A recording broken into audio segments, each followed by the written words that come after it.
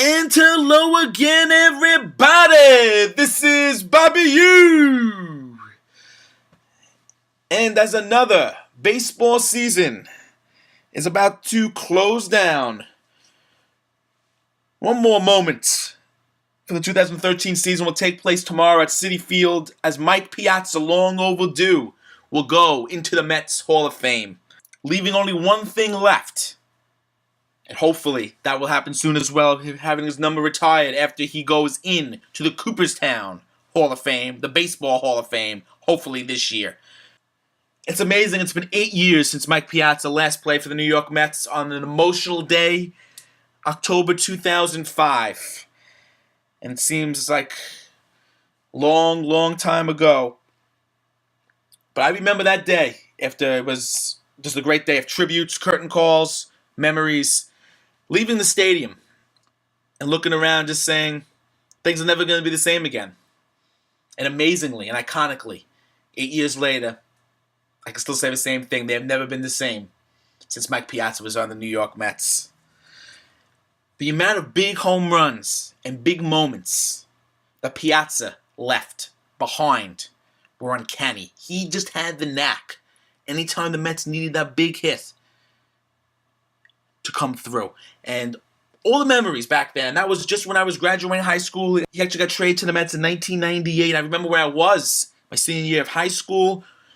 I was in the basement of Michael Rupp watching the 86 year to remember, and I got the phone call that Mike Piazza had gotten traded to the New York Mets. The Mets, from that moment on, for 1998, the Mets were going to be a contender now. And for the first time since I've been a fan in my lifetime, they were going to be a team that mattered, and there was going to be important games being played. And he stepped up so many times for that clutch moment. 1998, the Mets fell short, losing the final 5 games of the year. But then he re-upped with the Mets, a 7-year deal. And then the hits and the big moments and the memories just kept on coming. In 99 against Trevor Hoffman in late April. Game I was at, I remember. Mets down 2-1. First pitch, a changeup from Hoffman, drilled over the right field wall for a walk-off home run. Actually, the first walk-off home run I've ever seen in person as a baseball fan. Piazza coming through. How about later on in 1999 at Yankee Stadium? Huge grand slam of Roger Clemens. And Piazza owned Clemens, of course, leading to next year, why he was hit in the head and had a bat thrown at him by Clemens. Piazza owned the Yankees. The amount of big home runs and big hits he had. How about later on in 1999, Ramiro Mendoza? This was actually the Matt Franco game. Mets were down, hit a mammoth shot off the back tent behind the bleachers at Shea Stadium to give the Mets the lead. And ultimately, Matt Franco got the game-winning hit off Mariano Rivera in the 9th inning. The first time the Mets beat the Yankees in a Subway Series.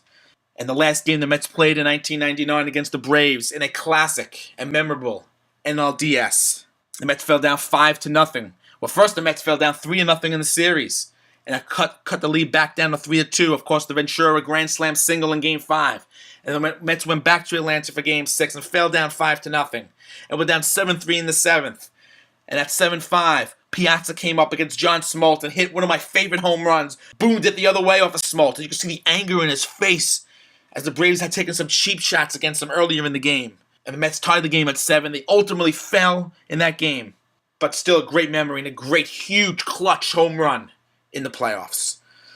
You go to 2000, fireworks night.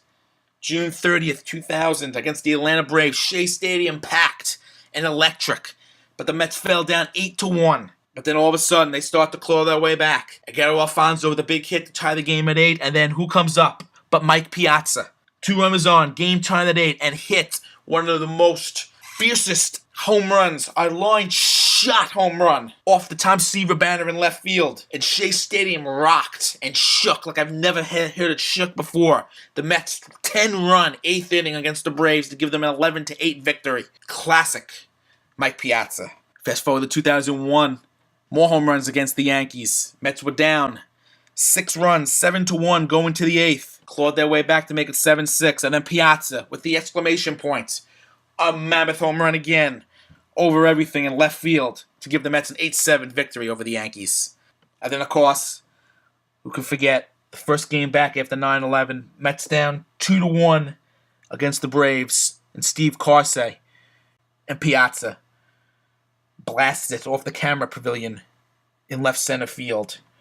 And the people of New York finally that night had something to cheer about. And that emotional evening, that emotional home run by Mike Piazza goes down as one of the biggest, if not the biggest, and most memorable and most talked about regular season home run in Major League Baseball history. It's amazing how many memories from that era, 99 to 2005 when he left, of Mike Piazza coming up big with huge home runs.